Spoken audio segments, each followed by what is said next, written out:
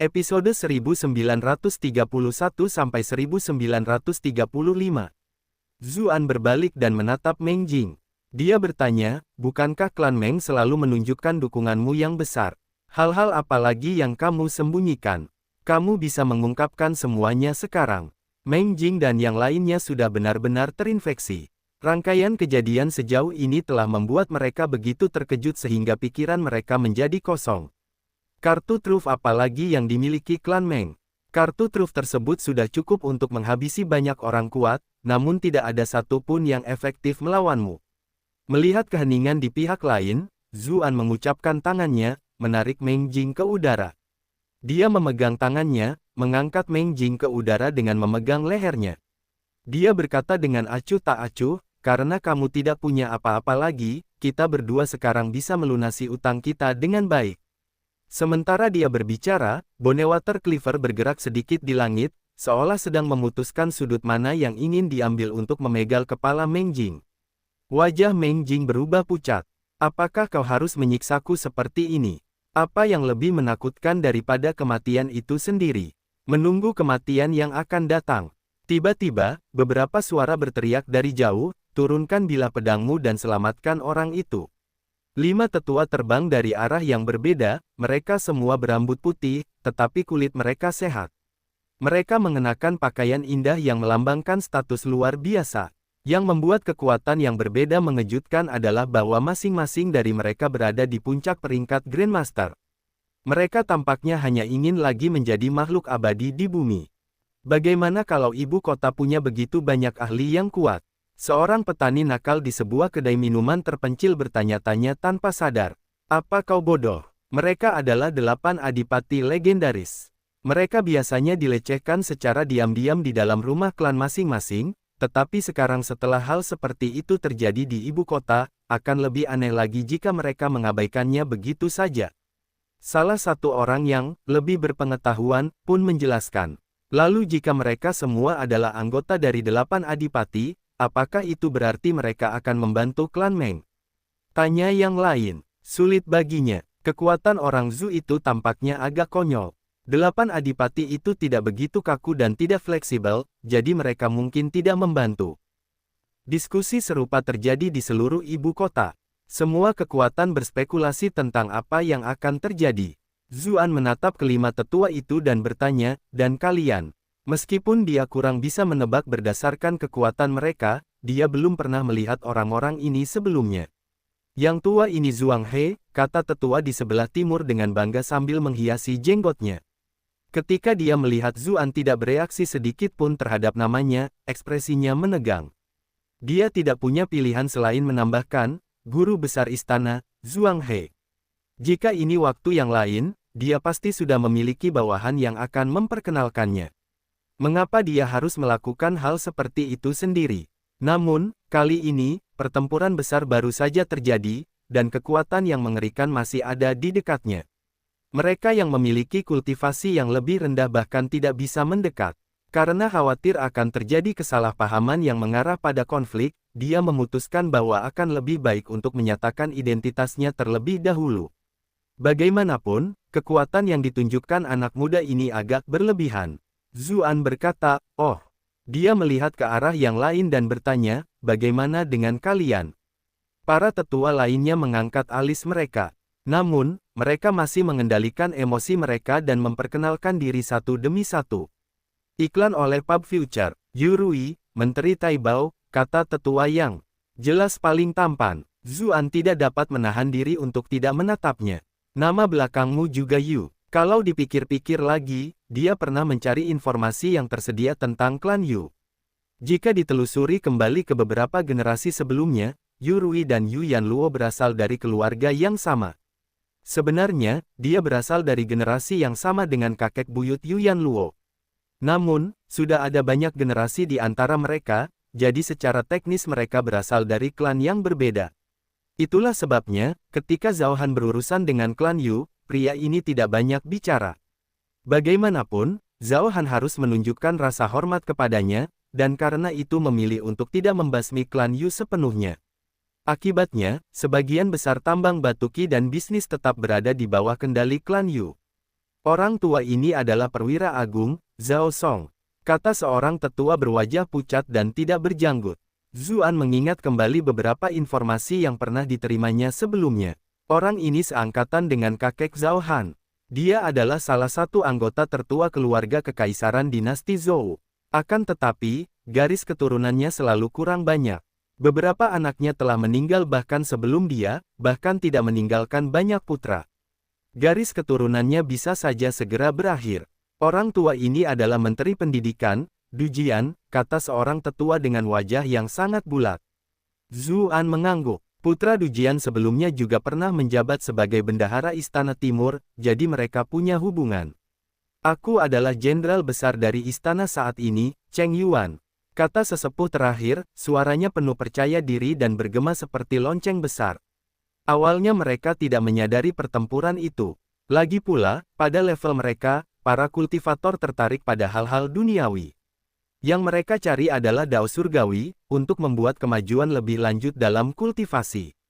Namun, Meng Jing telah muncul dan auranya yang familiar membangunkan mereka. Itu membuat mereka bertanya-tanya apakah sesuatu yang besar sedang terjadi. Cukup penting bagi benda tua itu untuk tiba-tiba muncul.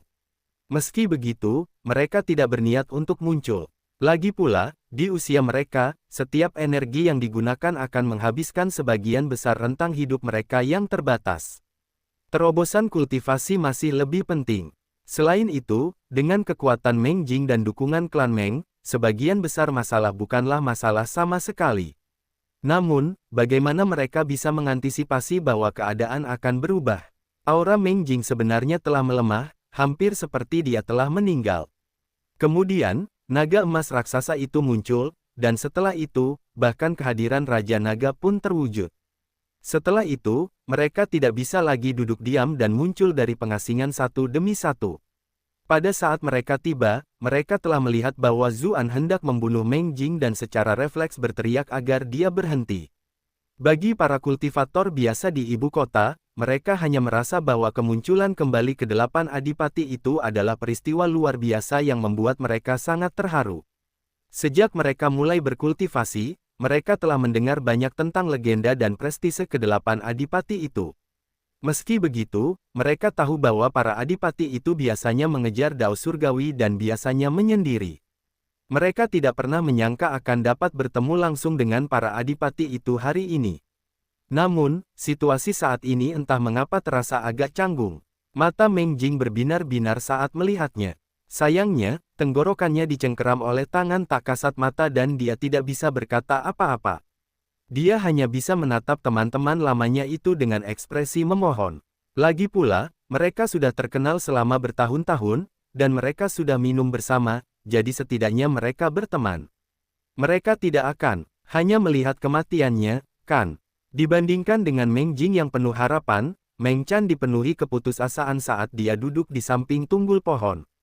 Leluhur yang hebat tampaknya bahkan tidak memahami situasi sebaik saya. Lupakan apakah orang-orang ini akan membantu kita atau tidak, bahkan jika mereka bersedia, apakah iblis haus darah itu benar-benar akan membiarkan semuanya berakhir seperti itu. Meskipun ini adalah pertemuan pertama mereka, kesan yang ditinggalkannya padanya sudah tidak mungkin untuk dihapus. Dari pengalamannya sebagai anggota klan Meng dan Istana Raja Dai selama bertahun-tahun, Zuan tampaknya adalah tipe yang bisa dibujuk tetapi tidak bisa dipaksa. Semakin seseorang mengancamnya, semakin dia akan mencari kematian.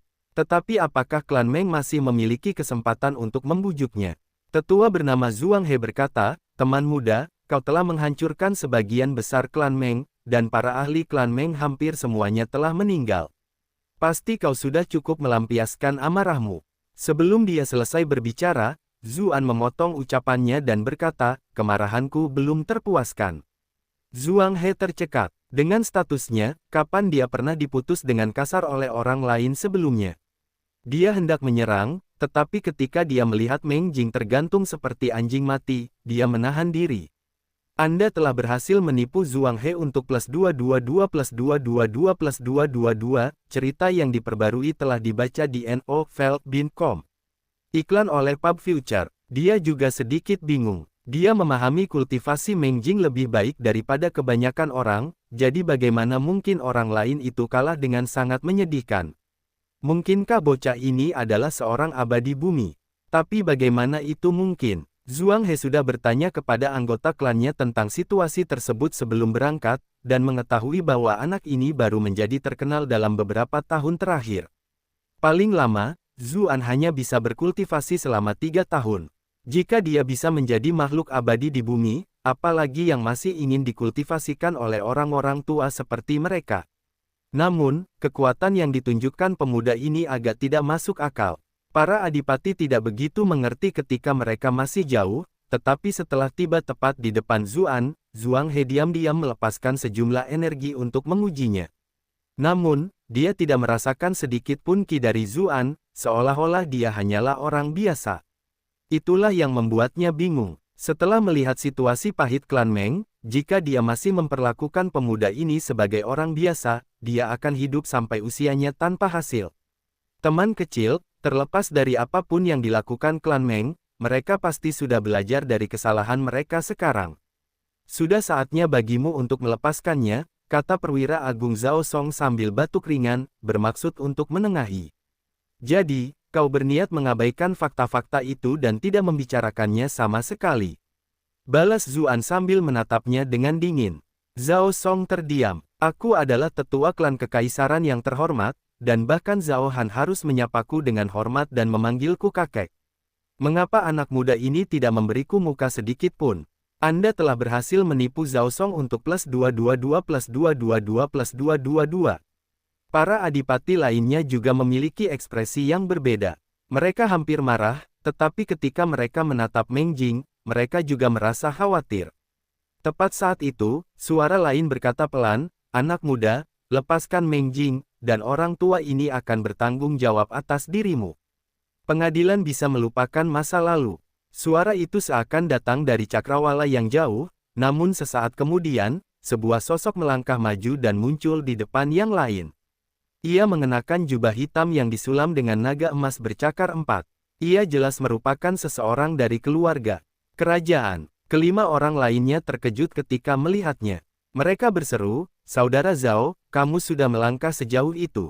Pria itu adalah pemimpin dari 8 adipati, guru kekaisaran Zhao Chen. Dia juga seseorang dari generasi kakek Zhao Han. Tidak seperti Zhao Song, yang garis keturunannya hampir berakhir, dia memiliki banyak keturunan. Putranya, Zhao Kuan dan Zhao Zhang, adalah jenderal dari pasukan standar utara dan timur. Mereka bertanggung jawab atas pertahanan kekaisaran di utara dan timur, dan memiliki banyak wewenang dalam militer. Sementara itu, cucunya Zhao Zai, Raja Heksi, memiliki wilayah yang berdekatan dengan wilayah Raja Yan. Dia pernah berinteraksi dengan Zuan sebelumnya di Komando Yi. Zhao Chen berkata dengan bangga, "Benar sekali. Orang tua ini baru saja memahami sepenuhnya misteri dan menjadi makhluk abadi di bumi."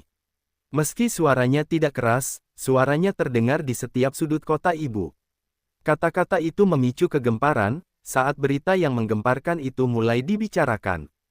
Umat manusia kini benar-benar memiliki makhluk abadi di bumi. Banyak orang merasa khawatir setelah Zhao Han, Raja Qi, dan sang pembawa pesan kematian satu per satu. Mereka bertanya-tanya apa yang akan terjadi jika ras iblis mengambil kesempatan untuk menyerang. Sekarang setelah mereka memiliki makhluk abadi bumi lainnya, mereka merasa lebih tenang. Di dalam bangunan kayu di Scarlet Invitation, Nansun berkata pada dirinya sendiri dengan ekspresi khawatir, "Oh tidak, seorang bumi abadi telah muncul." Bersama dengan 5 dari 8 adipati lainnya, Tuan Muda mungkin dalam bahaya. Dia bukan satu-satunya yang memiliki pikiran seperti itu. Banyak orang memandang Zuan dengan simpati. Kekuatan anak muda ini mungkin sangat luar biasa, tetapi setelah sekian lama, dia akhirnya berhasil menendang pelat baja. Tidak peduli seberapa kuatnya dia, bagaimana mungkin dia sebanding dengan manusia abadi di bumi. Bagi kebanyakan orang, peringkat keabadian bumi adalah batas kekuatan dunia ini. Lagi pula, bagi keabadian bumi, semua orang hanyalah semut. Lupakan saja para petualang biasa, bahkan adik kelima lainnya pun merasa iri saat melihat Zhao Chen. Mereka sebelumnya setara, tetapi sekarang, hanya dia yang berhasil mengambil langkah penting. Seperti kata pepatah, mereka tidak ingin teman-teman mereka tidak berhasil, tetapi mereka juga tidak ingin teman-teman mereka berhasil. Zuan menjawab dengan tenang, bagaimana jika aku tidak ingin melepaskannya? Mata Zhao Chen menyipit. Ekspresinya menjadi sedikit berbahaya saat dia berkata, anak muda, jangan terlalu bersemangat. Apakah aku masih muda jika aku tidak pemarah? Jawab Zuan, pada saat yang sama, Bonewater Cleaver tampaknya telah menerima perintah. Ia memotong kepala Meng Jing tepat di depan mata Zhao Chen. Negeri Ajaib Musim Dingin pukul 1:07. Iklan oleh Pub Future. Bab 1932, satu gerakan sudah cukup. Apa-apaan? Itulah reaksi pertama dari semua yang hadir. Apakah anak ini memakan kantung empedu macan tutul atau semacamnya? Dia bahkan tidak memberi muka pada makhluk abadi di bumi. Zhao Chen juga sedikit tercengang. Zuan baru saja melakukan semua ini untuk mencela klan Meng dan Raja Dai karena berkomplot melawan klan Qin dan Murong dan menyakiti mereka dengan kejam, bertindak karena marah, bukan? Namun, bukankah seharusnya Zhao Chen dapat menyatakan bahwa klan Meng telah melakukan kesalahan dan bahwa mereka telah menerima hukuman yang setimpal, dengan memberikan perintah untuk melakukan 20 cambukan fisik untuk menghibur pemuda ini dan mengakhiri situasi. Bagaimanapun, statusnya dalam keluarga kerajaan dihormati, dan sekarang setelah ia memiliki kekuatan seorang dewa bumi, siapa yang berani mengabaikan pendapatnya? Namun, dia tidak pernah menyangka bahwa anak ini tidak akan mendengarkan sama sekali. Dia baru saja memamerkan kultivasinya di tingkat keabadian bumi beberapa saat yang lalu, tetapi anak muda ini tidak memberinya muka apapun. Jika dia tidak melakukan apapun di sini, martabat apa yang tersisa darinya?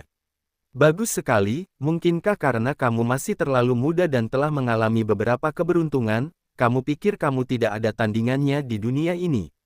Zhao Chen berkomentar dengan cemberut. Kenyataan bahwa anak muda ini mampu tumbuh hingga tingkat yang luar biasa seperti itu pasti berarti dia pasti telah mengalami banyak kejadian ajaib. Tapi dia terlalu meremehkan para pahlawan di dunia ini, bukan? Apakah dia benar-benar berpikir dia memiliki keputusan akhir di ibu kota hanya karena dia menang melawan Meng Jing? Anda telah berhasil menipu Zhao Chen untuk plus 666 plus 666 plus 666. Zuan berkata dengan tenang, Kaisar Manusia dan Iblis sudah tidak bersama kita lagi, jadi aku memang sudah tak tertandingi di dunia ini. 8 adipati itu terdiam, begitu pula para ahli dari klan besar yang menyaksikan.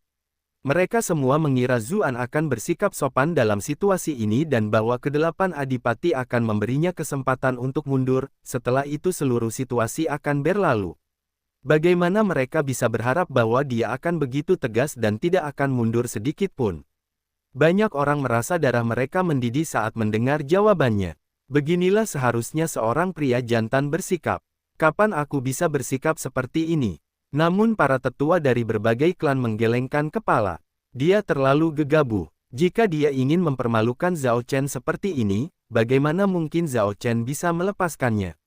Benar saja, Zhao Chen mengangkat kepalanya dan tertawa terbahak-bahak. Dia berkata, baiklah. Sudah bertahun-tahun sejak orang tua ini terakhir kali bertemu dengan pemuda yang sombong seperti itu. Aku harus mendisiplinkanmu dengan benar, jadi jangan salahkan orang tua ini karena menindas anak muda. Kau boleh mengambil langkah pertama. Aku akan memberimu 3 pukulan pertama. Zuan sedikit terkejut. Dia berkata, jika aku bertindak, kamu mungkin tidak punya kesempatan untuk melakukan apapun lagi.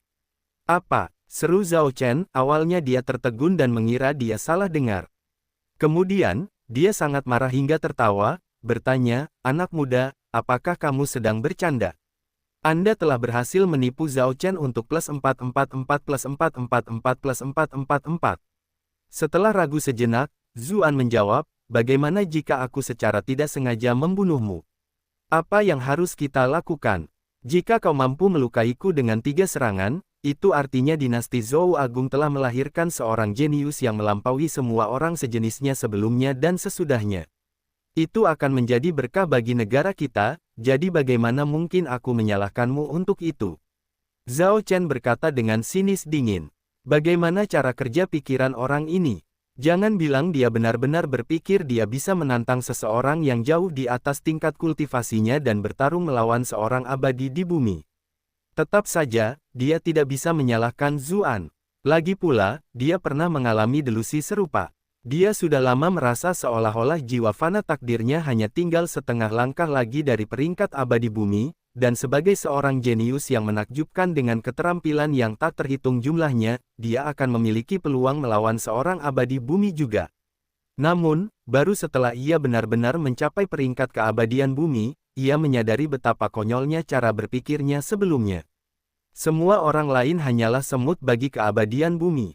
Itu bukan sekadar pepatah, itu adalah kebenaran. Tidak peduli seberapa kuat seorang Grandmaster, bahkan jika mereka tak terhentikan dalam peringkat itu, mereka akan sangat lemah di mata keabadian bumi. Segalanya berjalan terlalu mulus untuk bocah nakal ini, dia tidak pernah harus diberi pelajaran, yang jelas menjadi alasan mengapa dia begitu sombong. Dapatkan novel favorit Anda di novel.com. Zuan bertanya sambil mengerutkan kening, bagaimana jika aku tidak sengaja membunuhmu? Para penonton menjadi gempar. Anak nakal ini sudah keterlaluan. Ekspresi Zhao Chen juga menjadi dingin. Dia berkata, jika kalian bisa membunuh orang tua ini, itu hanya berarti keterampilan orang tua ini kurang. Semua orang, dengarkan baik-baik, tidak seorang pun diizinkan untuk membalas dendam atas namaku, baik itu istana, keluarga kerajaan, atau anak-anakku sendiri. Kalian semua akan menjadi saksi. Semua adipati lainnya menghela napas. Kedengarannya seolah-olah Zhao Chen telah memutuskan untuk mengakhiri hidup Zuan di sini.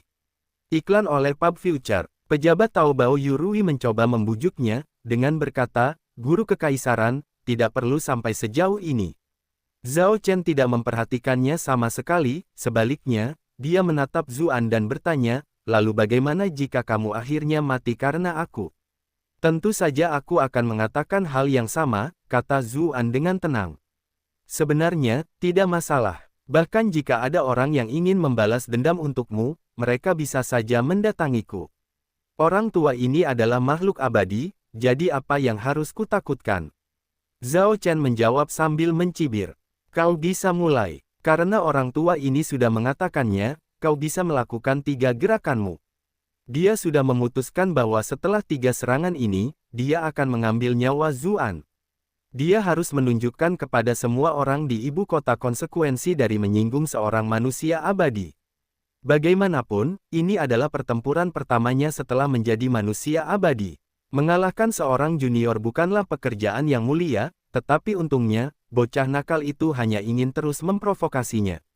Dengan cara ini, bahkan jika dia membunuh Zuan, tidak ada orang lain yang bisa mengatakan terlalu banyak tentangnya.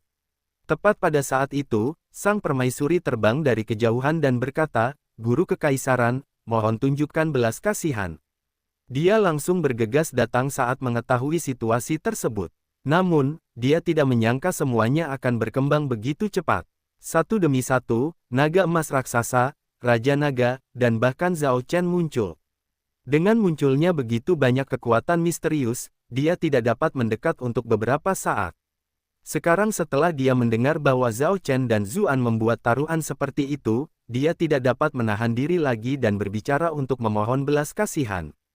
Bagaimanapun, tidak peduli seberapa kuat Zuan, bagaimana mungkin dia bisa mengalahkan Dewa Bumi Zhao Chen. Zhao Chen bahkan tidak meliriknya sedikit pun. Bahkan Zhao Han harus memperlakukannya dengan hormat saat bertemu dengannya. Apa yang begitu penting tentang seorang wanita dari harem kaisar? Aura yang dipenuhi kekuatan menyebar keluar.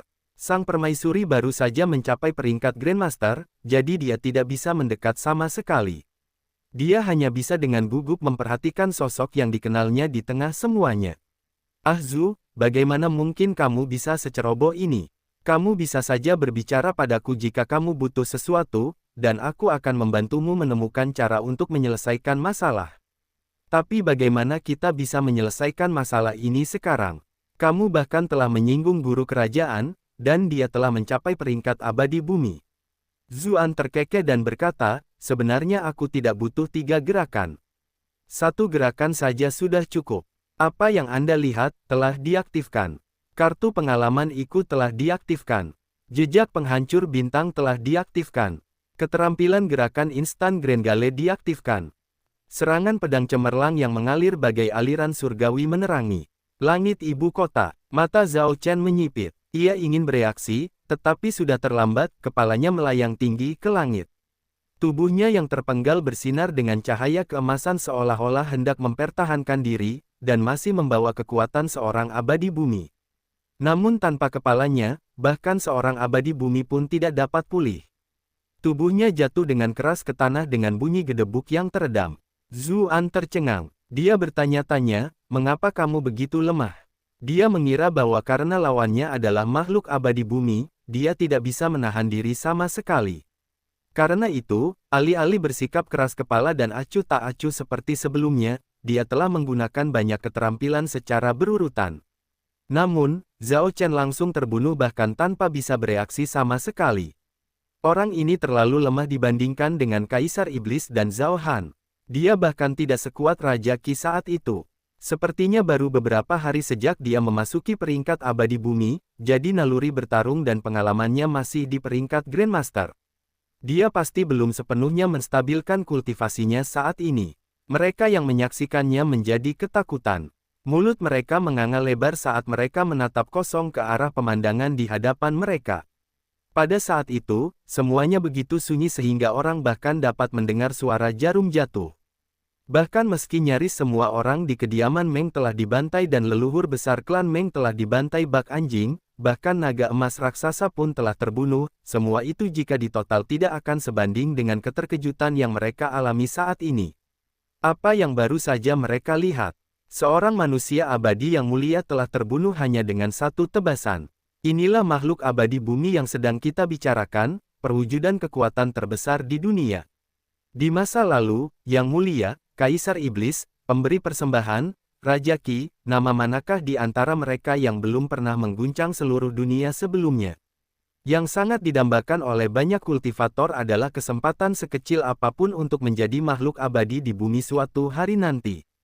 Namun, sebagian besar dari mereka tahu bahwa itu hanyalah keinginan yang berlebihan, karena makhluk abadi di bumi sangat langka. Iklan oleh Pub Future. Namun kini, salah satu dewa bumi legendaris itu telah dihancurkan sepenuhnya, dan oleh seorang pemuda, tak kurang. Apakah bumi abadi itu palsu? Kau benar-benar berani membunuh guru kerajaan istana ini, pemimpin klan keluarga kerajaan. Formasi pemusnah iblis, bunuh dia. Zhuang He meraung marah. Tubuhnya memancarkan cahaya saat ia melesat lurus ke udara. Para adipati lainnya merasa khawatir. Mereka segera mengaktifkan kemampuan mereka sendiri, dan seberkas cahaya muncul. Gerakan mereka tampaknya mengaktifkan semacam mekanisme. Seluruh ibu kota bergemuruh dengan suara berisik.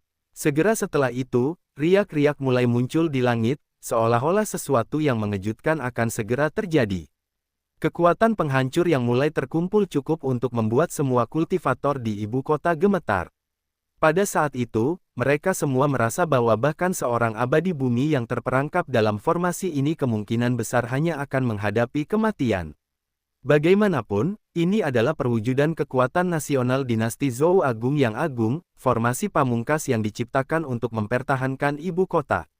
Itu adalah langkah terakhir untuk melindungi negara dari sesuatu yang setara dengan invasi dari pasukan ras iblis yang tak terbatas. Sebagai senjata yang dirancang untuk digunakan pada level pertempuran besar, bagaimana mungkin itu bisa ditangani oleh satu orang? Sang permaisuri terkejut dan marah ketika mendengar mereka. Ia berteriak, siapa yang mengizinkanmu menggunakan formasi pemusnah iblis? Akan tetapi, para adipati sama sekali tidak mendengarkannya. Mereka semua mendesak agar formasi itu segera bangkit, seolah-olah hanya dengan melakukan itu mereka akan merasa aman. Zuan mengamati formasi besar itu. Sedikit keterkejutan muncul di matanya. Meskipun dia ahli dalam formasi karena Sutra Baopu, dia harus mengakui bahwa level formasi ini sangat tinggi. Formasi itu praktis menyatu dengan langit dan bumi. Sampai tingkat tertentu, serangan formasi besar itu dapat mewujudkan kekuatan dunia. Tiba-tiba, seberkas cahaya hijau terbang ke langit. Kemudian, sesosok tubuh kecil melayang ke udara sambil memegang cakram formasi. Tangannya bergerak sedikit, dan formasi besar pembasmi iblis perlahan memudar. Yan Xiangmu, apa yang kau lakukan? Seru Zhuang He, merasa terkejut dan marah. Ia menatap Yan Xiangmu, namun tidak berdaya untuk melakukan apapun. Bagaimanapun, Yan Xiangmu pernah berpartisipasi dalam pembentukan formasi ini di masa lalu. Dalam hal kendali, penguasaannya bahkan melampaui Zhuang He. Mereka yang berasal dari klan besar di ibu kota mulai berbisik-bisik satu sama lain. Tuan Yan telah muncul. Itu belum semuanya. Guru-guru akademi lainnya juga mengikutinya.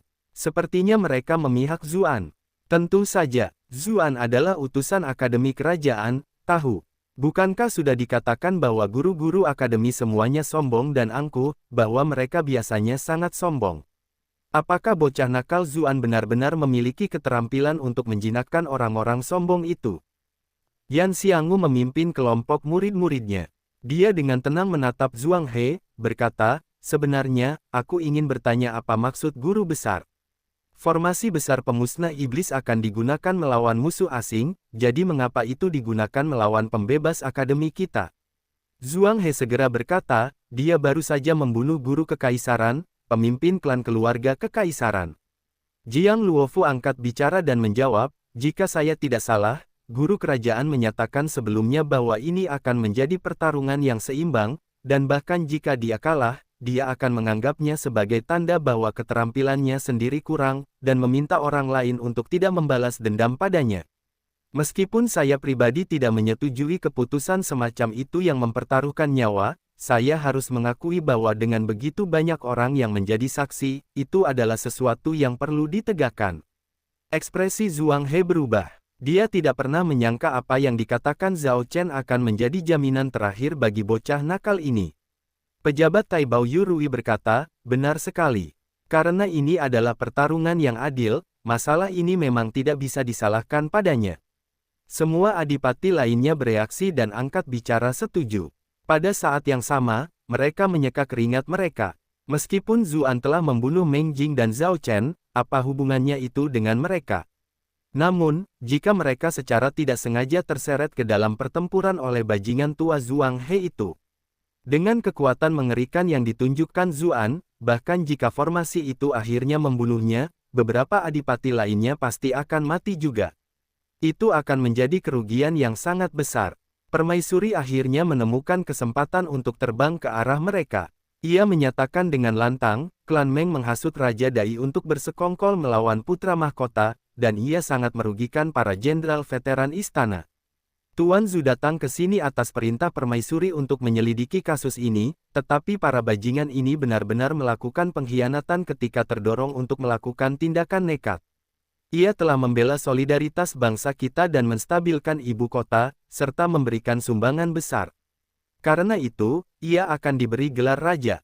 Selain itu, dia kembali dengan membawa berita dari Yang Mulia, yang telah mempercayakannya untuk membantu memerintah pemerintahan. Sejak saat itu, dia diberi gelar bupati. Raja Dai langsung berteriak, kita dizalimi di sini. Bajingan Zhu ini membunuh seorang anggota keluarga kerajaan, jadi kenapa dia malah mendapat gelar raja? Dan bagaimana aku bisa melakukan pengkhianatan? Bukankah kalian semua diam-diam setuju dengan? Sebelum dia sempat menyelesaikan ucapannya, dengan usapan di lengan Kasim Lu, sebuah kekuatan tak terlihat memutar rahangnya, mencegahnya mengatakan apapun lagi.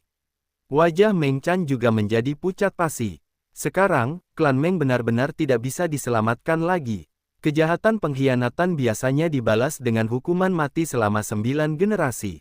Sebelumnya, bahkan jika para kultivator kuat klan Meng binasa, dengan sumber daya klan Meng, mereka masih akan mampu membangun kembali klan mereka setelah beberapa waktu. Namun sekarang, seluruh klan Meng akan segera dicabut dari akar-akarnya. Apa yang harus kita lakukan? Aku harus menyelamatkan klan Meng, tapi apa sebenarnya yang harus kulakukan? Di hari lain, jika permaisuri telah mengangkat Zuan sebagai bupati, para menteri penting istana akan menentangnya dengan keras. Satu-satunya yang akan setuju adalah mereka yang memiliki hubungan cukup baik dengan Zuan sehingga mereka tidak dapat mengatakan apapun yang menentangnya. Namun, bahkan mereka yang memiliki hubungan baik dengannya tidak akan mengira bahwa Zuan bisa menjadi raja. Bagaimanapun, ia telah berubah dari rakyat jelata menjadi bangsawan hanya dalam waktu 2 hingga 3 tahun, sesuatu yang belum pernah terjadi sebelumnya. Bagi seseorang seperti itu untuk menjadi bupati, itu sudah cukup untuk membuat orang bertanya-tanya apakah mungkin ada yang salah dengan dunia ini. Namun, Kini, tak seorang pun menyuarakan perlawanan, sebaliknya, mereka memuji sang permaisuri atas ketegasannya. Dengan kekuatan Zuan saat ini, itu sudah cukup untuk meyakinkan pihak lawan. Selain itu, Ras Vien bahkan telah mengangkatnya sebagai bupati mereka. Jika pangkatnya di sini lebih rendah, bukankah itu akan mendorongnya ke pihak lain? Sekarang, sang kaisar telah meninggal dan umat manusia tidak memiliki kekuatan tempur. Sementara itu, Zuan telah mengalahkan klan berpengaruh dalam satu malam sendirian dan mengalahkan 8 adipati yang mendukung mereka. Jika mereka mendorong orang seperti itu ke Ras Vien, dan perang pecah, mereka benar-benar tidak akan memiliki cara untuk menghadapi serangan gencar seperti itu. Seperti yang diharapkan dari seorang permaisuri. Kecerdasannya dalam politik benar-benar tak tertandingi. Sementara kebanyakan orang memuji sang permaisuri, ada satu orang yang merasa sangat kesal. Orang itu tidak lain adalah putri mahkota Bilinglong. Ketika dia menerima berita di Istana Timur, dia telah pergi pada saat yang sama dengan Liu Ning, tetapi sayangnya, kultivasinya lebih lemah dan dia selangkah lebih lambat. Perbedaan waktu yang kecil itu berarti bahwa sang permaisuri akhirnya memanfaatkan kesempatan ini. Gelar bupati telah diberikan oleh sang permaisuri, yang berarti bahwa dia akhirnya akan menerima pujian atas keputusannya. Dengan hubunganku dengan Ahzu dan prestisenya saat ini, apakah menurutmu aku tidak akan melakukan hal yang sama? Dia terus menghentakkan kakinya karena jengkel. Meskipun Ahzu bukan tipe yang mendambakan kekuasaan, dia pasti akan mengingat hadiah luar biasa yang diberikan permaisuri kepadanya. Dia pasti akan mengingat kebaikan ini, dan dia mungkin akan lebih memihak padanya di masa depan. Tetap saja, perasaan kesal tidak membantu. Kultivasi sang permaisuri lebih tinggi, jadi dia bisa bergerak lebih cepat. Apalagi yang bisa dilakukan Bilinglong? Tiba-tiba dia teringat sesuatu. Dia berhenti dan tidak lagi bergegas menuju kediaman Meng. Sebaliknya, dia memerintahkan bawahannya untuk menuju ke arah lain. Sementara itu, di atas kediaman Meng, pejabat Taobao Yurui membungkuk kepada Zuan dan berkata, "Selamat, Bupati." Dengan dia memimpin, yang lain juga mengucapkan selamat kepada Zuan. Bahkan Zhuang He memaksakan senyum untuk ikut bermain. Lagi pula, mereka sebenarnya tidak punya banyak dendam dengan Zuan. Tidak perlu bersikap sangat bermusuhan kepadanya hanya karena klan Meng, yang baru saja dibasmi, dan Meng Jing, yang hanya pernah minum bersama mereka beberapa kali sebelumnya. Hanya perwira agung Zhao Song yang geram. Bagaimanapun, Zhao Chen yang sekarang sudah meninggal adalah saudara satu klannya. Mereka berdua adalah orang-orang dari keluarga kerajaan. Namun, jika seseorang memintanya untuk membalas dendam atas Zhao Chen sekarang, itu bukanlah sesuatu yang akan dia lakukan. Tanpa bantuan para adipati lainnya dan formasi besar pemusnah iblis milik ibu kota, dia sama sekali tidak akan memiliki kesempatan melawan bocah yang menentang surga ini. Maju sendirian hanya akan membuang-buang nyawanya. Dia benar-benar tidak tahu bagaimana seseorang yang masih sangat muda bisa memiliki kultivasi yang mengerikan seperti itu. Dia selalu memiliki bakat luar biasa sejak dia masih muda, namun dia baru berhasil mencapai levelnya saat ini setelah sekian lama. Dia bahkan merasa sangat bangga pada dirinya sendiri, namun dibandingkan dengan bocah nakal ini, hampir seperti dia telah menjalani seluruh hidupnya dengan sia-sia. Dia bukan satu-satunya yang jantung daunnya hampir runtuh. Banyak kultivator nakal dan kultivator klan telah menyaksikan pertempuran itu, membuat mereka ngeri. Mungkinkah ini hasil dari Sutra Phoenix Nirvana yang legendaris? Mereka tiba-tiba teringat bahwa hal seperti itu pernah terjadi ketika Kaisar memerintahkan penangkapan Zuan di kota Bright Moon dan membawanya ke ibu kota. Saat itu, Zhao Han telah membantah rumor tersebut, jadi mereka tidak terlalu mempermasalahkannya. Namun sekarang, tampaknya itu bisa menjadi kenyataan. Ketika mereka memikirkan bagaimana teknik legendaris itu benar-benar ada, dan bahkan memungkinkan Zuan menciptakan keajaiban seperti itu hanya dalam waktu 3 tahun, hati mereka mulai berdebar-debar. Tentu saja, mereka pasti tidak akan berani berpikir untuk mengingini Sutra Phoenix Nirvana milik Zuan. Orang ini bahkan dapat dengan mudah membunuh seorang dewa bumi, jadi siapa yang akan cukup gila untuk mencuri buku rahasianya? Namun, jika Sutra Phoenix Nirvana itu nyata, bagaimana dengan buku-buku rahasia lainnya? Seluruh dunia akan segera dipenuhi dengan gosip seputar daerah tak dikenal lainnya, sesuatu yang tidak dapat diduga Zuan.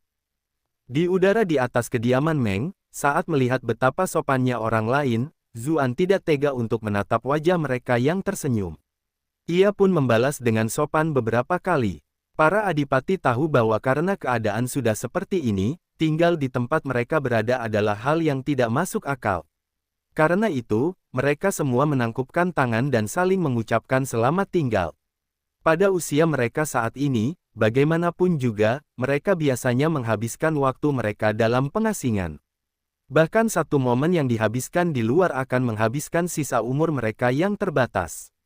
Iklan oleh Pub Future. Dengan hormat saya melepas ke-8 adipati itu, kata sang permaisuri dengan sopan, menunjukkan rasa hormat yang besar kepada orang-orang ini. Para adipati akhirnya merasa seolah-olah mereka telah menerima sedikit lebih banyak martabat. Mereka berpikir, wanita ini tidak buruk, kita harus merawatnya dengan lebih baik di masa mendatang. Ketika mereka pergi, sang permaisuri akhirnya pergi ke sisi Zuan.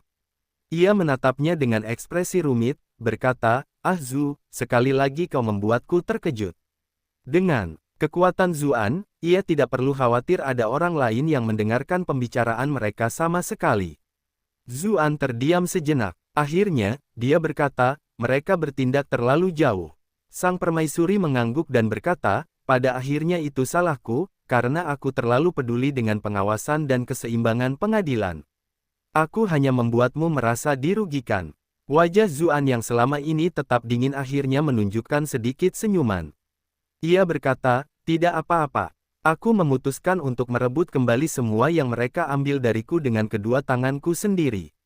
Sang permaisuri mengamati reruntuhan istana Meng, begitu pula Nyonya Dai yang sedang terkapar, dan Raja Dai yang tampak seperti anjing mati. Kejang, Anda sungguh sangat intens. Dia mengerutkan bibirnya dan berkata, tidak, akulah yang tidak melakukannya dengan cukup baik, dan aku perlu meminta maaf. Aku mengundang Bupati untuk mengunjungi Istana Perdamaian, dan wanita yang rendah hati ini pasti akan membalas budi Anda dengan baik dan membantu Anda melampiaskan semua rasa frustrasi Anda. Zuan terdiam. Bukankah perempuan jalang ini hanya menginginkan tubuhku? Siapa sebenarnya yang membantu siapa melampiaskan rasa frustrasinya di sini? Namun, sang permaisuri masih harus membersihkan kekacauan mengerikan yang tersisa di Istana Meng. Dia segera memerintahkan beberapa menteri untuk bergegas datang. Zuan mendarat di tanah. Ia menangkupkan kedua tangannya ke arah Yan Xianggu dan yang lainnya, sambil berkata, terima kasih sudah bergegas ke sini dan menolongku, semuanya. Yan Xianggu menjawab sambil tersenyum, saya hanya tidak berharap formasi besar pemusnah iblis yang dibangun dengan susah payah oleh umat manusia ini menjadi alat untuk pertikaian internal. Lebih jauh lagi, bahkan jika kita tidak datang, saya yakin bahwa sang penyelamat akan memiliki cara untuk menghadapi situasi ini. Qiao Guang yang cantik mendengus. Kakak senior, ada sesuatu yang kau katakan yang benar-benar salah. Dia bergegas datang dengan tergesa-gesa dan tidak mengenakan topi penyihir seperti biasanya. Rambutnya yang indah berkibar lembut tertiup angin dingin, dan dia memiliki sepasang kuncir kuda yang lucu. Tanpa pakaian akademinya yang kaku, dia benar-benar terlihat sedikit lebih manis dari biasanya. Yan Xianggu tercengang. Dia bertanya, apa yang salah dengan ucapanku? Kau melewatkan alasan penting. Dia adalah penyelamat akademi kita. Jika kita tidak menolongnya, siapa yang akan kita tolong? Qiao Guang mengernyitkan hidungnya dan menjawab dengan nada tidak puas. Yan Xianggu terkekeh dan berkata, aku belajar dari nasihat adik perempuanku. Akulah yang salah. Berjalan ke arah mereka dengan kaki yang terbungkus stoking terbuka, Jiang Luofu berkata dengan nada agak dingin. Sebelumnya, kaulah yang paling menentang dia menjadi pembebas, tetapi kau juga yang paling melindunginya. Jika bukan karena kau meramalkan bahwa dia akan mengalami bencana berdarah, kita semua akan tenggelam dalam penelitian kita dan tidak akan datang ke sini secepat ini. Ahli logika Yinsi tidak dapat menahan diri untuk berkata dengan nada mengejek, adik perempuan, untuk apa kamu menggunakan ramalan pada persembahan anggur setiap hari?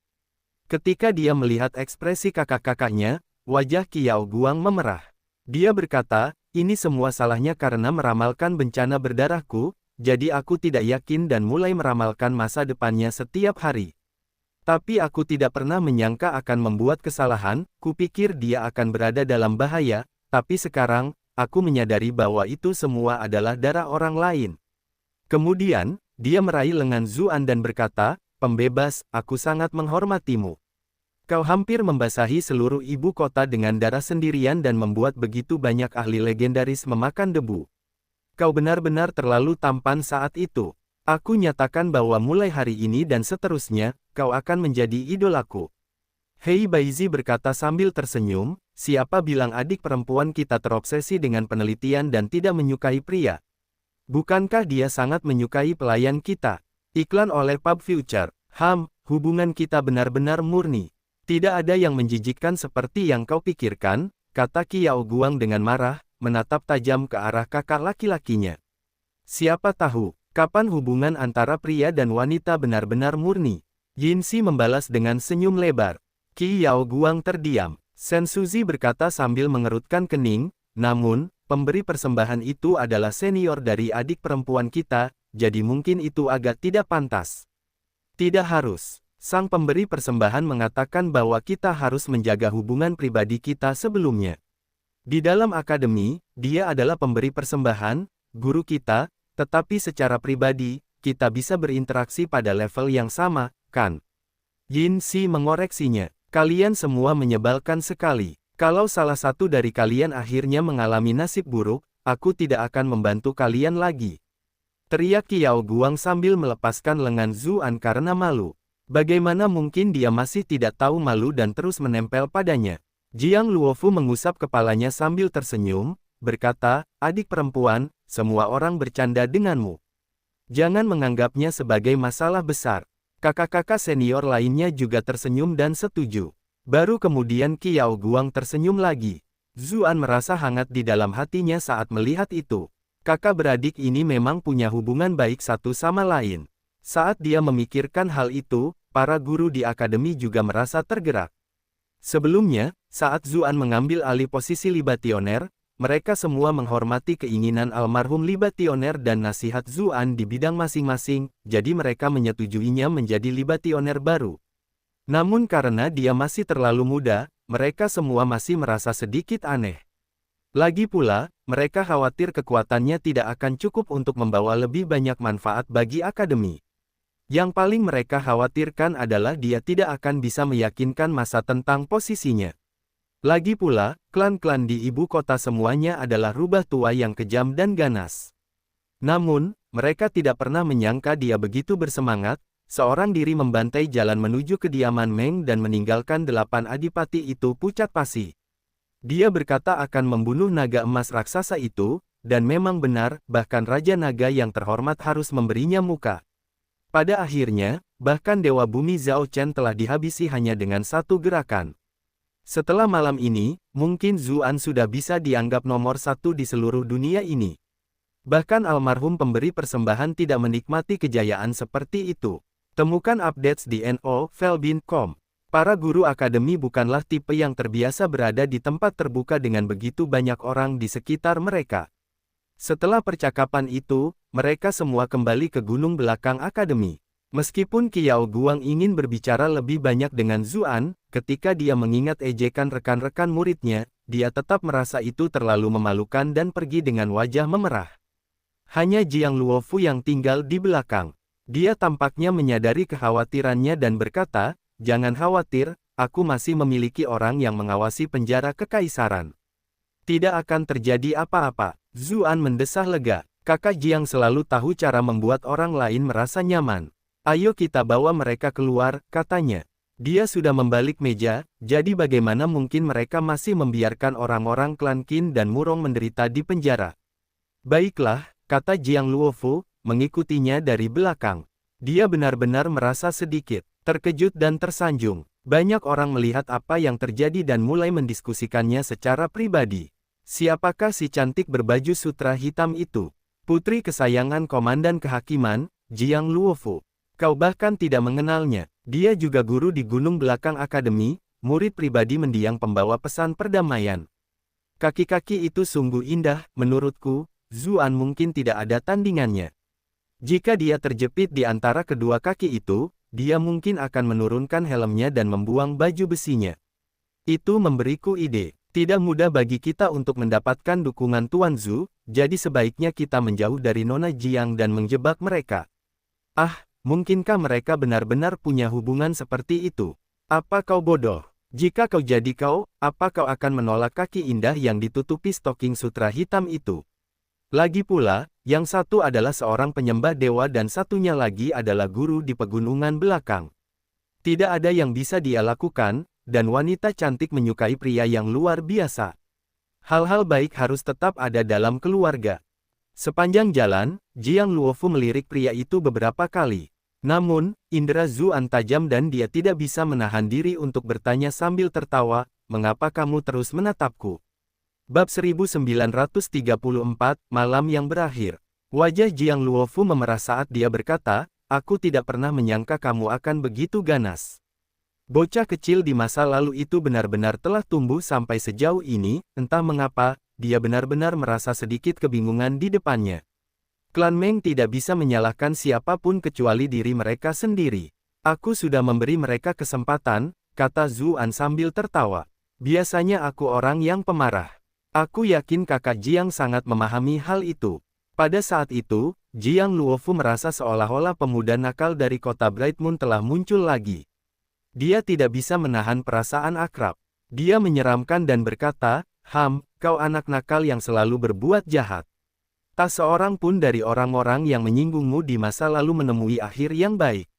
Itu belum semuanya. Pertama kali dia bertemu dengannya, status mereka jelas-jelas berbeda, namun bocah nakal ini berani menatap stocking hitamnya tanpa rasa malu. Saat itu, dia tidak terlalu mempermasalahkannya, karena itu hanya menegaskan kecantikannya. Lagi pula, bocah ini cukup tampan, dan dia tidak bisa menang melawannya dalam perkelahian. Jika dia benar-benar punya pikiran buruk, dia bisa mengalahkannya hingga menyerah hanya dengan menginjaknya.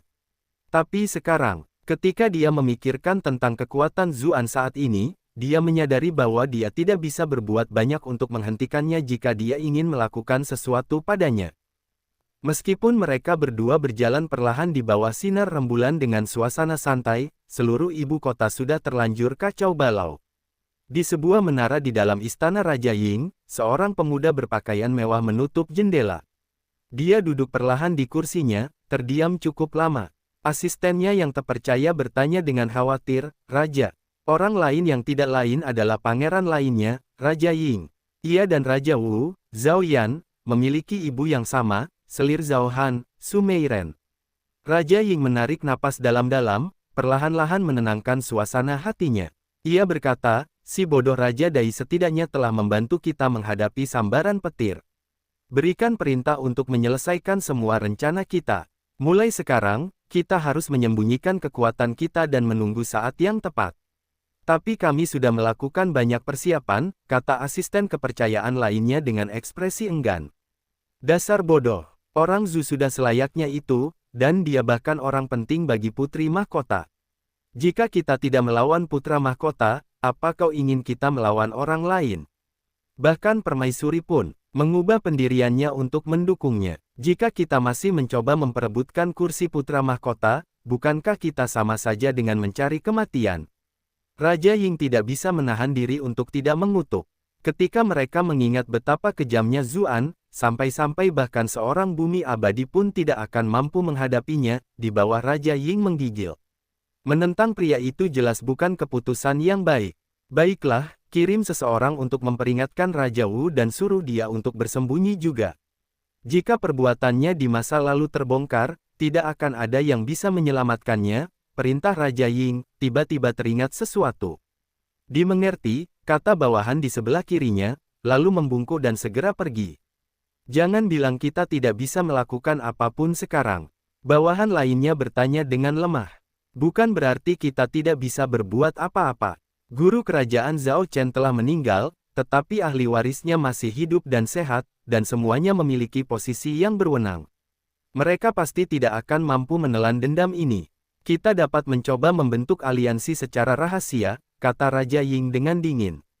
Semakin banyak dia berbicara, semakin jelas pikirannya. Tetapi bahkan Dewa Bumi yang Agung, Zhao Chen, tidak sebanding dengan bajingan Zhu itu, jadi apa yang bisa dilakukan oleh ahli warisnya? Orang lain bertanya dengan ragu. Apa yang kau mengerti? Meskipun bajingan Zhu itu kuat, dia sendirian. Dunia ini terlalu besar, dan kau harus bergantung pada orang lain untuk memerintah. Orang-orang mungkin terlalu takut pada kekuatannya pada awalnya untuk berani melakukan apapun, tetapi seiring berjalannya waktu, lebih banyak dari mereka akan setuju di permukaan tetapi mulai menentangnya secara diam-diam. Aku berjanji kepadamu bahwa tidak satu pun perintah yang dia berikan akan dilaksanakan, dan kemudian dia bahkan tidak akan dapat menemukan satu pun kekurangan dalam prosesnya. Dia bahkan mungkin mulai mempertanyakan keabsahan perintahnya sendiri, sehingga mengguncang prestisenya, kata Raja Ying. Yang perlu kita lakukan adalah menunggu sampai sesuatu terjadi. Kemudian, kita akan memiliki kesempatan. Yang perlu kita lakukan sekarang adalah mengumpulkan cukup kekuatan dan menarik cukup banyak teman. Raja itu bijaksana, jawab yang lain. Meski mereka mengucapkan kata-kata pujian, mereka semua merasa menyesal. Iklan oleh Pub Future. Sayang sekali Raja bukanlah putra mendiang permaisuri. Kalau tidak, jika dia naik tahta, kekaisaran pasti akan semakin makmur dari hari ke hari. Dia jauh lebih baik daripada putra mahkota idiot itu.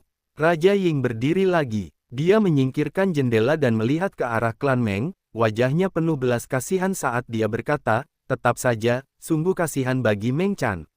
Sekalipun dia selalu memandang rendah Raja Dai, menganggapnya biasa saja dan mungkin kurang cerdas, dia harus mengakui bahwa Raja Dai mempunyai istri yang sangat baik. Kecantikan dan kecerdikan Meng Chan selalu setara dengan sang putri mahkota, Bi Linglong. Ketika sang putri mahkota dipilih, selain putri terhormat dari klan Jiang, Bi Linglong dan Meng Chan adalah kandidat yang paling populer. Namun, pada suatu saat, ayah kaisar memutuskan bahwa Meng Chan terlalu memamerkan kompetensinya dan tidak cocok menjadi ibu kekaisaran. Sebaliknya, Bi Linglong sedikit lebih pendiam, jadi itulah sebabnya dia dipilih sebagai putri mahkota. Tentu saja, apakah itu alasan sebenarnya atau karena ayah kaisar khawatir leluhur besar klan Meng memiliki terlalu banyak pengaruh, kemungkinan besar hanya dia sendiri yang mengetahuinya. Akhirnya, dengan persetujuan diam-diam dari ayah kaisar, Bi Linglong kemudian secara bertahap mulai menunjukkan kecerdasan dan bakatnya yang menakjubkan. Ketika Meng Chan menerima pukulan itu atas kepercayaan dirinya, ia menjadi benar-benar putus asa. Namun, pintu-pintu klan Meng praktis telah diinjak-injak busuk karena banyaknya lamaran pernikahan yang mereka terima. Bagaimanapun, Meng Chan adalah wanita cantik dan cerdas, dan ia bahkan mendapat dukungan dari klan Meng. Bahkan mengesampingkan semua hal lainnya, kecantikan dan pesona Meng Chan adalah yang terbaik di kalangan bangsawan, dan ia memiliki banyak pengejar. Raja Ying bahkan pernah menjadi salah satu dari mereka, ia memujanya. Namun, pada akhirnya, Yang Mulia telah menikahkannya dengan Raja Dai. Raja Ying terpaksa mengubur perasaannya jauh di dalam hatinya. Sementara itu, Meng Chan juga telah menjadi burung kenari dalam sangkar, dan Raja Ying mengira bahwa ia akan menghilang begitu saja. Namun, Meng Chan sebenarnya tidak pernah menyerah. Setelah pertempuran di Gunung Valet, serangkaian manuver Raja Dai dan klan Meng benar-benar menakjubkan. Mereka telah mengarahkan pisau mematikan ke Istana Timur berulang kali. Raja Ying menyaksikan dengan mata dingin seorang pengamat dan merasakan kekaguman yang amat sangat, mengetahui bahwa strategi itu pastilah pekerjaan Meng Chan. Seperti yang diharapkan dari wanita yang dulunya setara dengan Bi Linglong. Seperti yang diharapkan dari objek pemujaanku. Dia hanya sedikit saja salah, hanya sedikit saja, Meng Chan akan berhasil. Namun, siapa yang mungkin mengira bahwa Zuan, di usianya yang masih muda, dapat dengan mudah membunuh bahkan seorang dewa bumi. Semua yang terjadi sungguh tampak seperti sebuah takdir yang tak terelakkan. Namun sekarang, Raja Dai dan klan Meng sudah tamat. Meng Chan, sebagai Nyonya Dai, tentu saja juga tamat. Jika seorang pahlawan yang tak tertandingi muncul sekarang untuk memberinya harapan, jika dia diselamatkan, hati mudanya yang feminin akan penuh kasih sayang, bukan? Bayangan dirinya mengenakan baju besi emas saat ia turun ke istana Meng untuk menyelamatkan Meng Chan muncul di benak Raja Ying. Diliputi emosi, ia tak dapat menahan diri untuk melangkah maju. Ia bahkan secara refleks ingin terbang menuju istana Meng saat itu juga. Namun, hembusan angin malam yang dingin bertiup, dan ia segera menemukan kembali akal sehatnya. Tidak apa-apa untuk bermimpi tentang hal-hal ini, tetapi ketika tiba saatnya untuk benar-benar melakukannya. Yah, ia masih mengerti batas kemampuannya sendiri. Tangan bajingan Zhu itu sendiri, tidak, bahkan satu jari pun bisa menghancurkanku sampai mati. Sayang sekali, ketika dia memikirkan masa depan pahit wanita cantik itu, dia merasa kasihan. Namun, tidak ada yang bisa dia lakukan. Ia membubarkan bawahannya dan mengeluarkan sebotol anggur dari lemarinya. Ia selalu mengendalikan diri selama bertahun-tahun, jarang menyentuh setetes alkohol karena ia khawatir hal itu dapat memengaruhi penilaiannya. Namun hari ini, yang ia inginkan hanyalah minum-minum sepanjang malam. Iklan oleh Pub Future. Hal serupa terjadi di banyak tempat berbeda. Yang lain tidak selalu memiliki rasa sayang yang mendalam kepada Meng Chan seperti yang dimiliki Raja Ying, tetapi keputusan mereka tidak terlalu berbeda. Mereka semua memutuskan untuk menghentikan semua rencana dan rencana jahat mereka. Bagaimanapun, penampilan Zuan hari ini terlalu eksplosif. Mereka jelas tidak ingin memicu bencana itu di rumah tangga mereka sendiri. Namun, tidak seperti suasana hati yang lesu di Istana Raja, di halaman terpencil di ibu kota, ada seorang tetua yang merasa sangat tersentuh. Dia hampir menepuk pahanya karena kegembiraan. Aku tidak pernah menyangka cucu kaisar begitu hebat. Langit benar-benar masih mengingat dinasti Meng Agung kita. Seorang wanita berkata sambil mendesah di sampingnya, sayangnya, dia tampaknya tidak mau menerima identitas cucu kekaisaran. Wajahnya tertutup, jadi sulit untuk mengenali penampilannya. Sosoknya anggun, pinggang dan punggungnya tegak. Ada aura yang menonjol dalam dirinya. Ini adalah tugasnya yang ditetapkan oleh takdir. Itu bukan sesuatu yang bisa dia pilih untuk diakui atau ditolak, kata tetua itu sambil mondar-mandir, jelas merasa sangat kesal juga. Setelah beberapa saat, matanya berbinar. Aku tahu apa yang harus dilakukan. Kirim perintah ke semua orang kita di jalan-jalan dan gang-gang, terutama daerah seperti jembatan tempat banyak orang berkumpul untuk mencari penulis. Setelah beberapa waktu berlalu, saat prestisenya semakin tinggi, kita akan menyebarkan berita bahwa dia adalah cucu kekaisaran. Wanita itu terkejut, lalu berkata dengan nada skeptis, kalau begitu, tidakkah kau akan benar-benar memprovokasi dia? Kenapa dia harus terpancing? Kita semua berada di pihak yang sama. Bahkan jika dia menyimpan dendam, itu tidak akan menjadi masalah besar, kata tetua itu sambil tersenyum. Orang ini terlalu malas. Karena dia tidak mau mengurusi masalah ini, aku akan memaksanya untuk memperhatikan. Wanita itu memandang keluar jendela, sedikit kekhawatiran terlihat di antara alisnya. Dia harus mengakui bahwa saran tetua itu cerdik, setidaknya. Jika rumor tentang cucu kekaisaran menyebar, istana dinasti Zhou Agung pasti akan sangat waspada. Kemudian, bahkan identitas Zuan sebagai bupati tidak akan melindunginya. Sebaliknya, justru identitas itulah yang akan membuat orang-orang tertentu dari dinasti Zhou Agung semakin waspada terhadapnya. Kemudian, kedua belah pihak pasti akan memulai konflik lain. Zuan baru saja berurusan dengan klan Meng dan Dewa Bumi Zhao Chen malam ini. Senjata nasional dinasti Zhou Agung belum sepenuhnya digunakan. Namun, jika situasinya terkait dengan cucu kekaisaran dari dinasti sebelumnya, berbagai kekuatan pasti tidak akan hanya menonton tanpa melakukan sesuatu seperti yang mereka lakukan malam ini. Selanjutnya, Zuan akan menjadi musuh seluruh dunia. Dia tidak punya pilihan selain mengandalkan mereka untuk mendapatkan bantuan. Itu plotnya bagus, tapi saat dia memikirkan tentang kekuatan yang ditunjukkan Zuan dan kepribadiannya, dia bertanya-tanya apakah benar-benar tidak akan ada konsekuensi negatif jika melakukan hal seperti itu.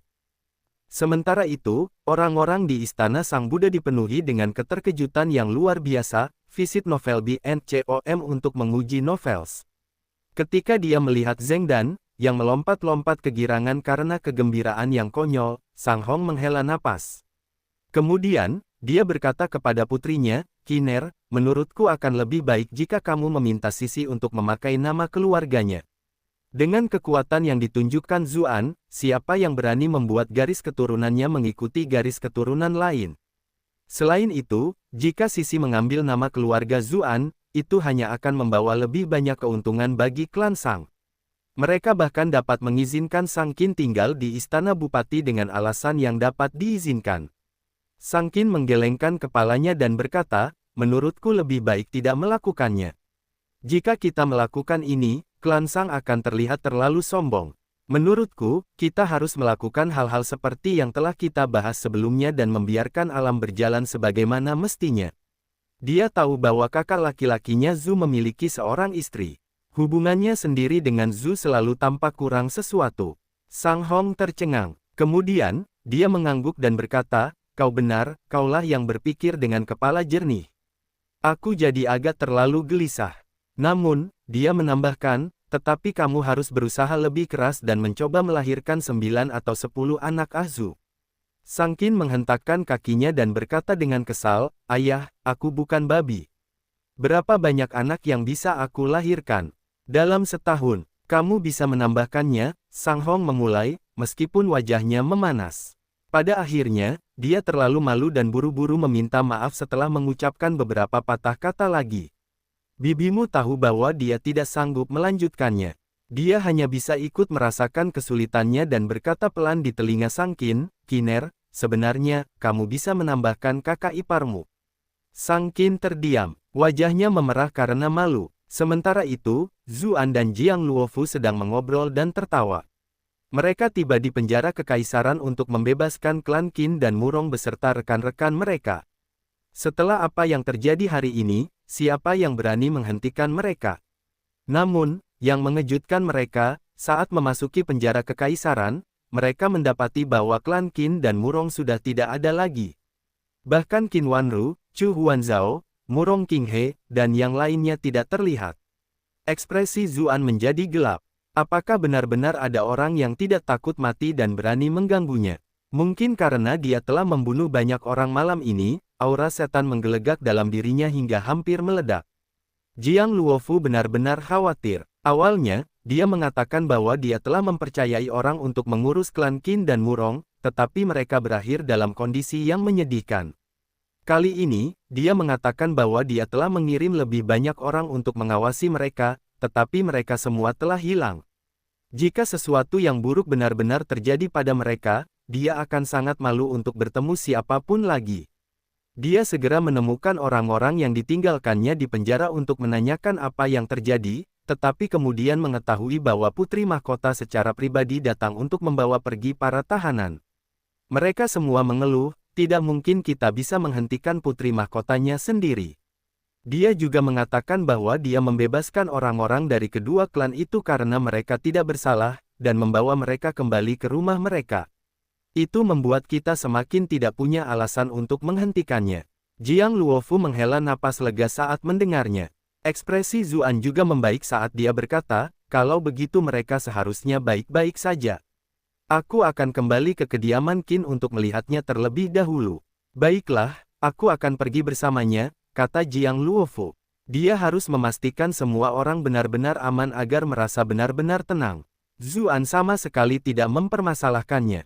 Bagaimanapun, memiliki wanita cantik dengan kaki yang indah di sampingnya sungguh merupakan hal yang menyenangkan. Mereka berdua segera tiba di kediaman Qin. Tidak seperti sebelumnya yang tampak perkemahan dan hancur, kediaman itu dihiasi dengan lentera dan spanduk yang dihias. Suasana dipenuhi sorak-sorai dan tawa. Ketika orang-orang klan Qin mengetahui kedatangan Zuan, mereka bergegas menyambutnya. Adipati Qin masih lemah, tetapi mereka tetap agresif agar kursi roda mereka terdorong keluar untuk mengucapkan terima kasih secara pribadi kepada Zuan dan Jiang Luofu. Setelah bertukar sapa dan memastikan bahwa semuanya baik-baik saja, Jiang Luofu menemukan kesempatan untuk bersantai dan pergi. Dia tidak bisa menahan perasaan seperti orang luar di kediaman Qin. Dia hanya merasa tidak cocok. Zuan hendak mengantarnya pergi ketika dia menghentikannya dan berkata, kamu masih punya banyak hal untuk dikatakan kepada mereka, jadi tidak perlu repot-repot seperti itu. Jiang Luofu tertawa kecil dan berbicara dengan santai, lalu dengan cepat menghilang ke dalam kegelapan malam. Saat dia melihatnya pergi, Qin Zheng berkata dengan rasa terima kasih, Nona Jiang menolak permintaan untuk menikahi putra mahkota, dan karena status istimewanya, tidak ada orang lain yang berani melamarnya lagi. Dengan penampilannya yang memukau, dia pasti Sudah berumah tangga dengan baik. Qin Wanru tidak dapat menahan diri untuk menjawab, "Ayah, mengapa dia harus menikah? Bukankah kehidupan kepala sekolah Jiang cukup baik? Aku sebenarnya agak iri padanya. Dia hidup dengan sangat bebas dan percaya diri." Qin Zheng memutar matanya dan menjawab, "Apakah menurutmu dia mirip denganmu?" Qin Wanru mendengus marah. Zuan terkekeh, lalu berkata kepada kedua bersaudara Qin Zheng dan Qin Se, "Kedua tuan itu sedang lemah dan perlu istirahat. Tolong jangan keluar terlalu lama dan berisiko jatuh sakit." Kedua tetua itu berterima kasih. Sebelum pergi, Qin Zheng berkata, "Wanru, kamu harus menjaga Ah Zu dengan baik.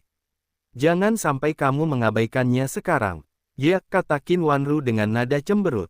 Dia pernah mengatakan hal yang sama sebelumnya, tetapi keduanya sama sekali tidak memperhatikan. Namun, sekarang setelah Ah Zu mengatakan hal yang sama, mereka berdua tiba-tiba menjadi sangat ingin mendengarkan. Dia memerintahkan Huan Zhao untuk membawa kakeknya kembali ke dalam, lalu berjalan ke sisi Zuan dan berkata, "Ah Zu, kali ini aku benar-benar harus berterima kasih padamu." Ekspresinya sangat rumit. Pertarungan hebat di Istana Meng telah menyebabkan keributan yang sangat besar sehingga dia bahkan bisa merasakannya dari penjara kekaisaran.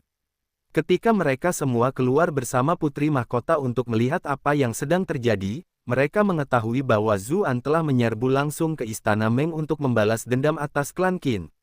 Dia hampir memutuskan untuk memimpin bawahannya sendiri untuk membantunya, tetapi putri mahkota telah menghentikannya. Setelah itu, mereka melihat Zuan menghancurkan para kultivator kuat itu satu demi satu di udara. Keterkejutan yang dirasakannya saat itu tidak bisa lebih hebat lagi. Bagaimanapun, dia sudah cukup terkejut ketika mengetahui bahwa dia adalah utusan Akademi Kerajaan, menteri yang disukai di Istana Timur, dan seorang bangsawan di istana. Namun, baru saat itulah dia menyadari bahwa Zuan jauh lebih hebat dari yang dibayangkannya. Bagaimana mungkin orang yang dicaci maki seperti anjing di kota Bright Moon itu bisa tumbuh seperti ini? Iklan oleh Pub Future. "Ibu mertua, kita ini satu keluarga. Tidak perlu bersikap sopan sama sekali," kata Zuan sambil tersenyum. Qin Wanru mengerutkan bibirnya. Pada akhirnya, dia masih menguatkan diri dan bertanya, "Apakah kamu masih membenciku karena betapa seringnya aku mencaci makimu di masa lalu?" "Ah, sudah berakhir, sudah berakhir. Kalau dia masih menyimpan dendam, lupakan saja aku, bahkan seluruh keluarga Chu akan tamat. Bagaimana aku harus mengganti rugi padanya?" Saat dia merasa sangat bimbang, Zuan tersenyum dan berkata, "Ibu mertua terlalu banyak khawatir. Hal-hal itu sudah lama berlalu." Dia sangat kesal saat itu, tetapi kemudian, dia mengetahui bahwa pernikahannya dengan Chuyan sebenarnya murni karena dukungannya saja. Alasan mengapa dia bertindak seperti itu adalah karena dia merasa telah mengecewakan putrinya, menganggapnya tidak berharga dan mengecewakan. Namun, sekarang, semua itu tidak berarti baginya. Jantung Qin Wanru benar-benar mulai berdebar kencang. Sudah berakhir, sudah berakhir. Dia tidak mengatakan bahwa dia tidak keberatan, tetapi itu adalah masa lalu. Bukankah itu artinya sama saja? Tepat saat itu, Chu Huanzhao berlari keluar lagi, setelah selesai membawa kakek neneknya kembali masuk. Dia begitu khawatir dengan saudara iparnya sehingga kursi roda yang dia dorong hampir mengeluarkan percikan api dari rodanya, membuat kedua tetua itu merasa seolah-olah akan jatuh dan membuat mereka takut hingga hampir separuh jiwa mereka menghilang. Mereka telah mengalami pertempuran hidup dan mati yang tak terhitung jumlahnya di medan perang, namun mereka tidak pernah sekhawatir hari ini. Bagaimanapun, mereka sekarang hanyalah orang tua biasa yang telah kehilangan semua kultivasi mereka.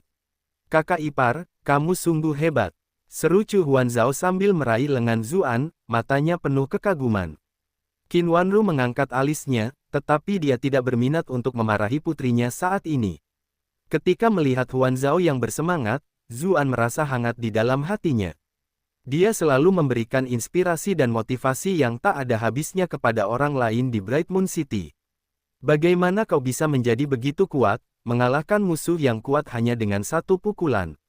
Setiap orang dari mereka bisa mengalahkan ayahku seolah-olah dia adalah keponakan mereka." Chu Huanzhao terus berbicara tanpa henti saat dia bercerita tentang apa yang telah terjadi.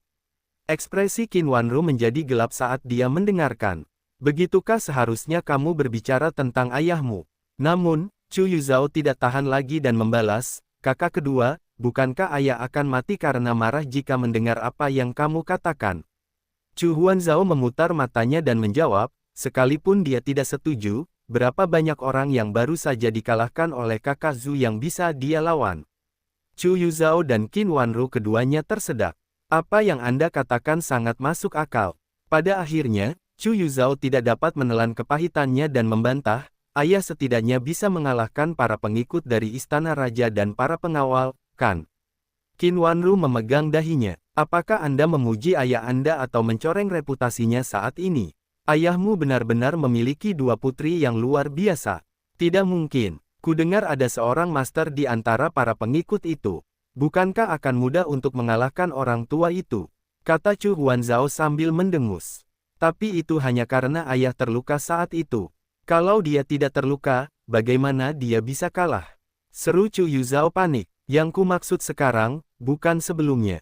Lagi pula, bahkan jika itu sebelumnya, ayah tidak akan bisa mengalahkan seseorang yang berada di puncak peringkat master, kan? Chu Huanzhao menjawab dengan cerdik dan fasih. Adik perempuannya benar-benar tidak berdaya menghadapi serangannya. Pertarungan kedua saudari itu hampir mencapai klimaks. Murong Qinghe menggunakan kesempatan itu untuk bergerak ke sisi Zuan, sambil berkata, kakak Zhu, klan Murong berhasil menghindari bencana. Aku bahkan tidak tahu bagaimana harus berterima kasih lagi padamu. Klan Murong sudah hendak menggeledah dan menyita harta benda mereka, namun sekarang, semuanya telah berubah. Putri Mahkota bahkan telah berjanji untuk mengembalikan mereka ke jabatan semula, dan paling-paling, mereka akan menerima hukuman simbolis. Murong Qinghe tentu saja tahu bahwa itu semua karena rasa hormatnya kepada Zuan. Iklan oleh Pub Future, Zuan berkata sambil tersenyum, adik Qinghe berbicara terlalu serius. Lupakan hubunganmu dengan Yuzhao, meskipun itu hanya demi dirimu, kita adalah saudara seiman. Selain itu, aku menghormati karakter tetua Murong yang pantang menyerah, jadi sudah sepantasnya dia diselamatkan. Jantung Murong Qinghe langsung berdebar kencang. Semua kata-kata lainnya tidak terucapkan dan dia hanya mendengar satu hal, yaitu bahwa kakak laki-laki Zhu mengatakan bahwa mereka adalah saudara seiman.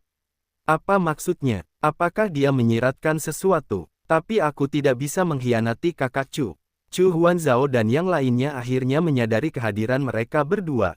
Mereka mendekat dan berkata, benar, Putri Mahkota itulah yang menyelamatkan kita. Dia benar-benar orang yang luar biasa. Dia tidak hanya baik, tetapi juga sangat cantik. Kakak ipar, apakah kamu pernah tergoda, karena kamu bekerja untuk seseorang yang secantik itu setiap hari? Zuan terdiam. Qin Wanru terkejut dan segera menutup mulut putrinya, lalu berseru, apa kau? Mencoba bunuh diri, beraninya kau mengatakan hal seperti itu. Akan terjadi bencana besar jika ada yang mendengarmu. Chu Huanzhao berusaha melepaskan diri dan membalas, apa yang kau takutkan? Dengan adanya saudara ipar di sini, siapa yang berani menindas kita? Lagi pula, Putri Mahkota itu orang yang sangat baik, jadi mengapa dia marah pada hal kecil seperti itu? Chu Yuzhao berkata dengan dingin, menurutku kau salah.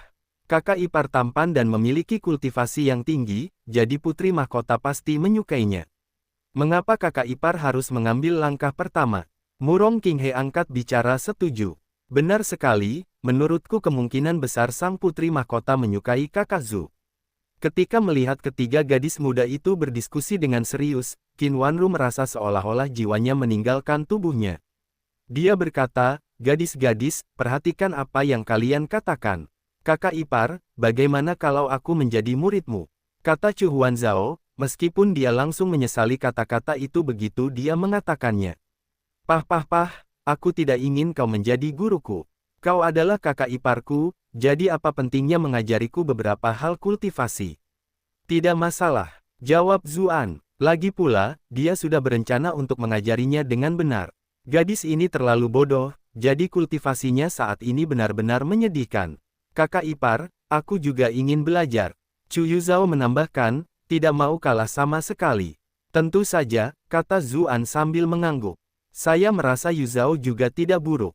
Keduanya menjadi sangat dekat setelah ia datang ke kota kelahirannya, jadi ia tentu saja tidak bisa memihak salah satu dan mendiskriminasi orang lain. Kakak Zhu, apakah kamu juga menerimaku? Tanya Murong Qinghe, matanya bersinar dengan cahaya yang mempesona. Dia menyukai berlatih sejak awal, jadi bukankah dia akan tumbuh lebih cepat jika dia belajar dari seseorang yang sombong ini? Tentu saja, kata Zuan, meskipun dia mulai merasa tertekan sekarang. Namun, mereka semua begitu dekat, jadi dia benar-benar tidak bisa menolaknya. Qin Wanru membuka mulutnya. Sebenarnya, dia pun sedikit tergoda sekarang, tetapi pada akhirnya, dia tidak sanggup menundukkan dirinya kepada menantunya sebagai murid. Dia hanya bisa merajuk dan merasa iri terhadap komentarnya sendiri. Setelah beberapa saat, Zuan akhirnya berhasil membebaskan diri dari kediaman Qin. Dia langsung pergi ke istana untuk mengunjungi istana timur. Putri Mahkota mengeluarkan perintah, katanya, Tuan Zhu dan saya memiliki beberapa informasi rahasia untuk dibahas, jadi yang lainnya harus mundur. Momo, berhati-hatilah di luar dan jangan biarkan siapapun masuk. Lalu bagaimana jika putra mahkota atau permaisuri, Rongmo mulai berbicara, namun ucapannya dipotong sebelum ia sempat menyelesaikannya. Aku tidak bilang pada siapapun. Patung Bilinglong sambil menatapnya dengan dingin. Tinggalkan, jawab Rongmo dengan cemas. Dia segera mengusir yang lain sementara dia berdiri berjaga di luar sendirian. Di waktu lain, Bilinglong tentu tidak akan bertindak sejauh ini. Saat malam sudah larut, jadi seorang pria dan seorang wanita yang bersama-sama di ruangan yang sama pasti akan menuai kritik. Namun hari ini, tak seorang pun merasa itu tidak pantas. Bagaimanapun, Zuan baru saja membuat prestasi besar di Istana Meng. Semua orang tahu bahwa Putri Mahkota pasti akan memanfaatkan kesempatan untuk menggaet Tuan Zhu. Proses itu tentu saja akan melibatkan pembahasan segala macam masalah rahasia. Tindakan pembunuhan Zuan membuat semua kasim dan pelayan sedikit takut setiap kali mereka menatap mata. Tidak ada satupun pikiran yang melayang ke arah yang berpotensi menimbulkan skandal. Di dalam kamar mahkota putri, Zuan menatap wanita muda cantik di depannya. Wajahnya yang cantik tidak memiliki satupun cacat, dan lekuk tubuhnya membuat gaun sutranya tampak semakin menawan. Temukan novel terbaru di N.O. Velbin.com. Begitu mata mereka bertemu, tubuh kedua muda itu saling menempel erat.